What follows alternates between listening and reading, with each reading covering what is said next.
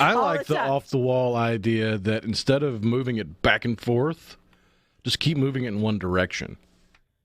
So you end up having... So you wind up with, like, sunset is going to be 6 a.m. eventually.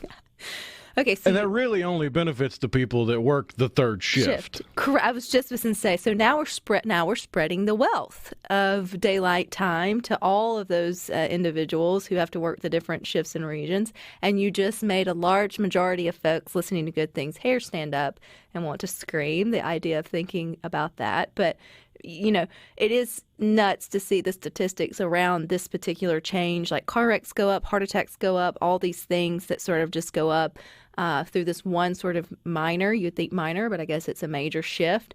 Could you imagine if we just kept shifting it all sort of that way, how much that would psychologically bumpuzzle us, for a lack of more appropriate terms? I don't know. I say just pick one and go with it. Roll the dice, flip a quarter. At the end of the day, once you get accustomed to something, it's the part of getting used to something. And then right when you really start to get in the groove of it, we're talking about falling back, jumping forward, falling back, you know, sort of jumping forward. But without us moving the clock, am I right or am I wrong, Ryno, that the days get longer and shorter regardless because of the sun and the seasons Correct. And all the things? Yeah, if we didn't lop it off or add it back on, you would still experience longer days in the summertime and shorter days in the wintertime. That's just the physics of light and the angle of the Earth on its axis and the way Gotcha. It works with the solar hour. I always enjoyed. I used to have to travel to Atlanta and back a lot for a job, and you were good at jipping the system on the way down because you gained an hour, but then you lost it on the way back, and it was like wah wah wah. And whenever you got home, Jeff and Grenada said you have done bumped your head, Ryno, talking about the shifting of this. You know, but think about it. Like, it's just an idea. I know I'm not the first person to come up with that idea. There's no way on God's green earth I'm the first person to think that. But it was just something I was thinking about this weekend. I was like, what if we so if Ryno is just president, kept going in one direction? That's the one thing he's going, hey, that's a good band. They're doing well. And we just kept our clocks going in one direction where, so how would it work? Would you spring forward just an hour every time it would come up? Yeah. I'd give everybody an extra hour. I wouldn't do fallback. I wouldn't take an hour from you. I'd give you an extra hour. And that would be twice a year? Just once a year. So you just do it once a year. So you'd get a full year to sort of adjust and then whatever. So it's slowly. So in theory, it would take 24 years. To get back around. To get back around. You'd have a whole other generation. Ready to see the sun in a different way. No, if I, as your friend, I would say I wouldn't run. Is that my leading thing on my platform? So stick with us. We got more station, and our buddy Ryno has ruffled some feathers today. I told you it would. I also agree that if you run for any position, this should not be the first thing on your platform that you get out to talk about.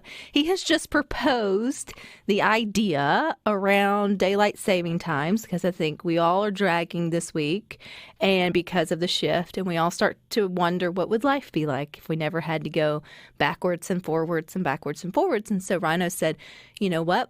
We should just all be moving in one direction in life, and every year we will just fall forward or spring forward, whichever way you want to look at it, 1 hour each year in perpetuity.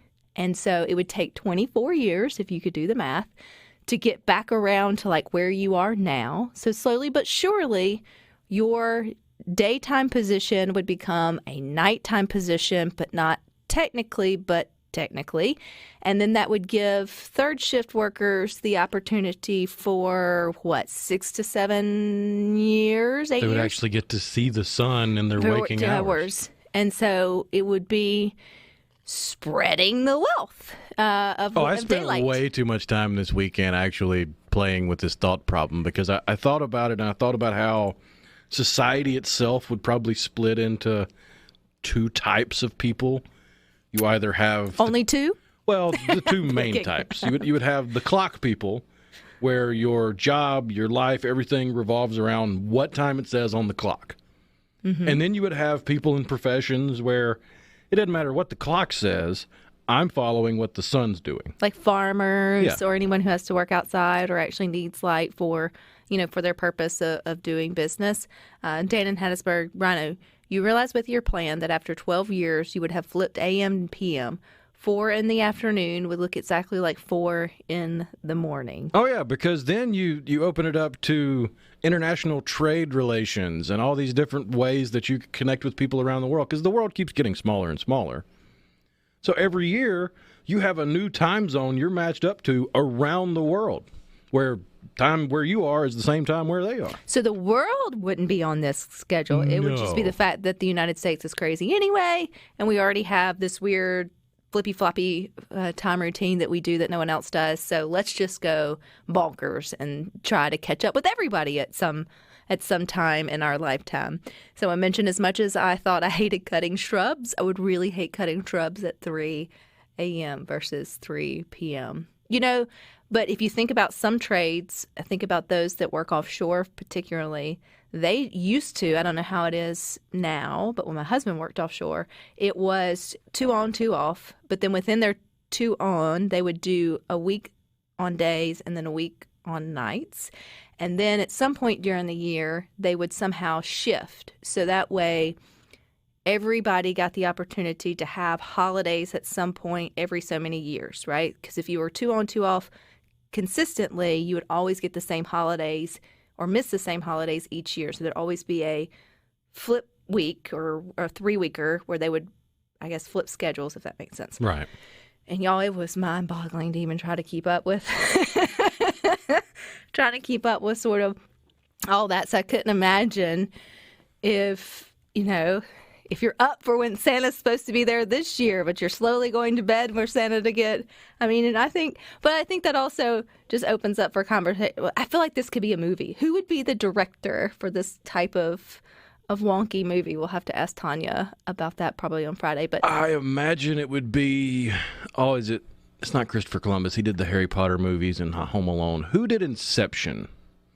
Because he also did Memento, and he's all about the mind-bending movies. Mm-hmm.